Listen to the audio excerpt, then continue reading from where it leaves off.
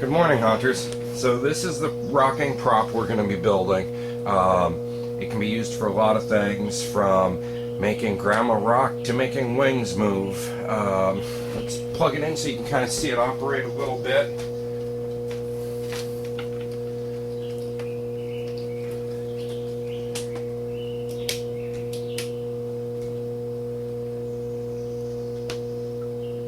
Maybe. There we go. Gotta turn the switch on. So you get your wiper motor here, we got our linkage, and then the prop that you want to make move would be attached to the end of this here. And it rocks back and forth. Use it like this to make something move in this fashion. Mount it horizontally.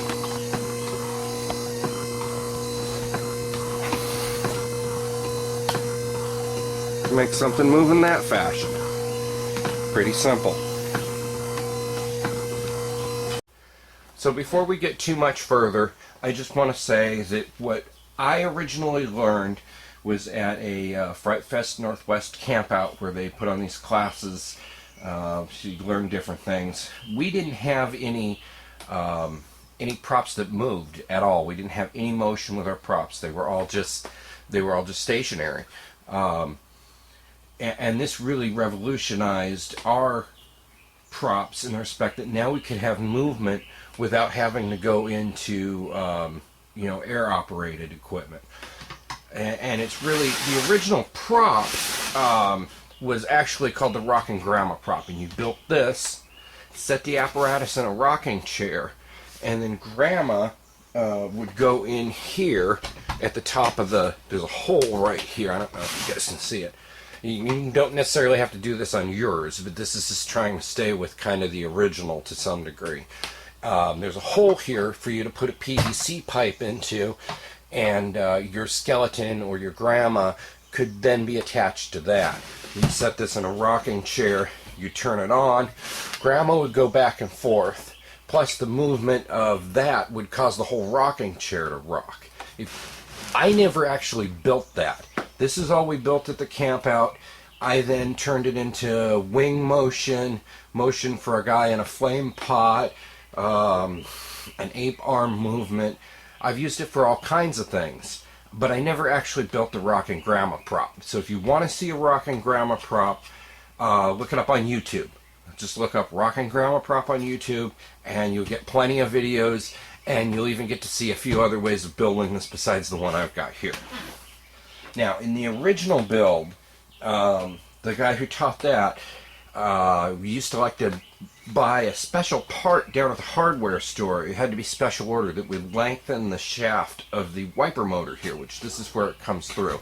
You can see here's the wiper motor. Here's the wiper motor. Shaft is right about there. Comes through the board right there. And the reason for that was to space it away from your bolts and space it away from your board. I kind of got away from that just because I didn't want to have to run down to the hardware store every time I wanted to build something of this variety. So instead, I cut a notch out of the wood, and also recessed the mounts on the wiper motor a little bit into the board. That allowed the shaft to come through more and not to need those special components. So now we're going to take a little bit of a field trip to see an example of something that's vertical. So I wanted to show you guys, now that you've gotten to see the original mechanism as it was built, I wanted to show you kind of a different version of it. And this was a dragon that we built. Unfortunately, I stole the wiper motor off of it for another prop because, we only have so many of these things. But it's still, because it's so different, I wanted to show you how it works. So the wiper motor, instead of making a rocking motion, it would make this motion when you turn it on, and it would run the wing.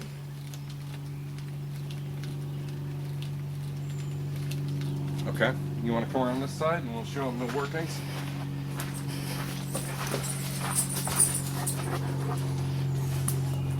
So over here would have been the workings. The wiper motor for this one, I did not use a Monster Guts unit for this For this, we got one at the wrecking yard. This is going to be a unit that's probably off of a late 70s or early 80s Chrysler product of some kind. So it's got different mounts from the Monster Guts unit. So hence it bolts up differently. It would have bolted on just like that. And then the linkage, instead of running to to a flapper like it does on the build we're doing, the linkage would have gone right in here like that. It would have attached just like that. So then when you turn the wiper motor on, it would pull the wing up, and then it would come up like so, and back down. So in this particular application, I had a problem. And the problem was that the wiper motor would make more movement than I had for wing movement. My solution to that was to put a slot into the linkage, so when it would come down, you want to kind of show them how this. So when it would come down, the wiper motor would move it up, and then come back down, catch it, move the wing, and then come back up like that.